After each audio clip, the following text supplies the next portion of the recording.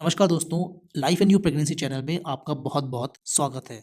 क्या आप लोगों ने कभी सुना है या फिर हो सकता है कि आपने ऐसा किया भी हो कि जब एक गर्भवती होती है तो घर वाले एक सुंदर बच्चे की तस्वीर उसके कमरे में लगा देते हैं और इससे जुड़ी हुई जो सोच है वो ये है कि अगर आप एक सुंदर बच्चे की तस्वीर अपने कमरे में लगाएंगी तो होने वाला बच्चा भी वैसा ही खूबसूरत पैदा होगा। दोस्तों, बच्चे का रंग रूप, उसके नैन नक्श और उसका व्यक्तित्व, ये सब का सब माता-पिता पे निर्भर करता है। तो जो ये पॉइंट है कि खूबसूरत बच्चे की तस्वीर लगाने से जो शिशु होगा वो भी सुंदर पैदा होगा, ये कहीं से भी सही नहीं है। लेकिन एक खूबसूरत बच्चे की आप अगर तस्वीर लगाते हैं, तो उसको देख के आप खुश ज़रूर हो सकते हैं और जो ये खुशी है ये आपको पॉज़िटिविटी देती है, जिससे आपका मन खुश रहता है और डेफ़िनेटली अगर आप खुश रहते हैं, तो बच्चे पे एक पॉज़िटिव असर पड़ता है। तो ये तो थी पहली बात। दूसरी जो बात ये आपने सुनी होगी कि अगर माँ का कलर चेंज हो रहा है या फिर उसकी रंगत में निखार आ रहा है, उसके अकॉर्डिंग ये आप पता लगा सकते हैं कि गर्भ के अंदर एक लड़का है या फिर एक लड़की है। दोस्तों, जो उसका फैक्ट है वो यही है कि गर्भवती की रंगत पूरी तरह से हार्मोन्स के ऊपर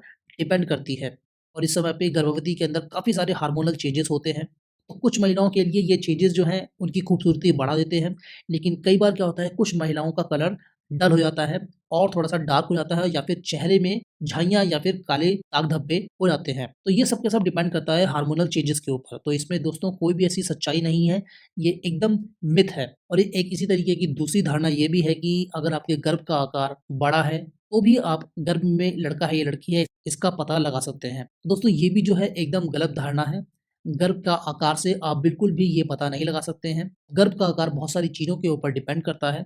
बच्चे की पोज़ीशन के ऊपर डिपेंड करता है और गर्भ का आकार भी चेंज होता रहता है। तो इसीलिए बच्चे का लिंग और गर्भ के आकार में आपस में कोई भी कनेक्शन नहीं होता है। नेक्स्ट जो धारणा है वो ये है कि गर्भवती महिलाओं को एक की बजाय 2 लोगों के समान खाना खाना चाहिए, क्योंकि ये सोचा जाता है कि गर्भ में बच्चा है तो उसके लिए भी आपको खाना खाना है। तो दोस्तों, ये भी एकदम गलत है। आप जो भी नॉर्मल खाना खाते हैं, आप नॉर्मल तरीके से ही अपनी डाइट लें, लेकिन इस समय पे आपको अपनी डाइट में थोड़ा-सा चेंज करना पड़ता है। जैसे कि अगर आप नॉर्मली 3 टाइम खाना खाते हैं, तो इस 3 बार के खाने को आपको 6 भाग में डिवाइड कर देना है, क्योंकि इस समय पे आपकी पाचन शक्ति थोड़ी-सी कमज़ोर हो जाती है, तो आपको बहुत ज़्यादा खाना भी एक बार में नहीं खाना चाहिए। नेक्स्ट एक बहुत बड़ी धारणा ये भी है कि अगर आप बहुत ज़्यादा घी, तेल और मक्खन का प्रयोग करेंगे, तो आपके नॉर्मल डिलीवरी के चांसेस बढ़ जाएँगे और उसमें बहुत ज़्यादा आपको आसानी होगी। तो दोस्तों, ऐसा बिल्कुल भी नहीं है। सबसे पहले तो दोस्तों नॉर्मल डिलीवरी की संभावना बच्चे की पोज़ीशन के ऊपर डिपेंड करती है।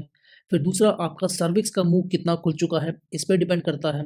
फिर तीसरा आपके मसल्स जो हैं, उसमें कितनी स्ट्रेंथ है, वो कितनी फ्लेक्सिबल हो गई हैं और ये सब के सब डिपेंड करता है कि आपने अपनी गर्भावस्था में कितनी फिज़िकल एक्टिविटी की है। तो इसके लिए आपको स्पेशल तरीके की एक्सरसाइज़ करनी चाहिए, जिससे कि सर्विक्स का मुँह खुल सके, आपका पेल्विक्स मजबूत और फ्लेक्सिबल बन सके। जहाँ तक बात रही घी की या फिर मक्खन की, इनसे थोड़ा बहुत फ़ायदा मिलता है, लेकिन आप सिर्फ़ अगर घी और मक्खन बहुत ज़्यादा मात्रा में खाएँगे, तो आपका वेट जो है बहुत ज़्यादा बढ़ जाएगा और साथ ही में बच्चे का भी वेट बहुत ज़्यादा बढ़ जाएगा, जिससे कि बच्चा गर्भ के अंदर बल्की हो जाएगा और आपकी नॉर्मल डिलीवरी के चांसेस कम हो जाएँगे। नेक्स्ट जो मिथ है वो ये है कि अगर तीसरे ट्राइमेस्टर में यानी कि 7वें, 8वें, 9वें महीने में आप नारियल पानी का बहुत ज़्यादा प्रयोग करेंगे, तो बच्चे का दिमाग बहुत ज़्यादा बड़ा होगा। दोस्तों, ये एकदम बिल्कुल गलत बात है, इसमें कोई भी सच्चाई नहीं है। नारियल पानी की अगर बात करी जाए तो नारियल पानी एक बहुत ही बढ़िया इलेक्ट्रोलाइट होता है, उसमें पोटेशियम की मात्रा काफ़ी अच्छी होती है और जो आपकी बॉडी को हाइड्रेट करता है। लेकिन नारियल पानी के अंदर ऐसी कोई भी प्रॉपर्टीज़ नहीं होती हैं, जो कि ब्रेन सेल्स के ऊपर कोई भी प्रभाव डालें। दोस्तों, इस पॉइंट में कोई भी सच्चाई नहीं है। एक और अजीबो-गरीब बात दोस्तों ये बोली जाती है कि सुबह आप सबसे पहले कुछ सफ़ेद चीज़ खाएँ,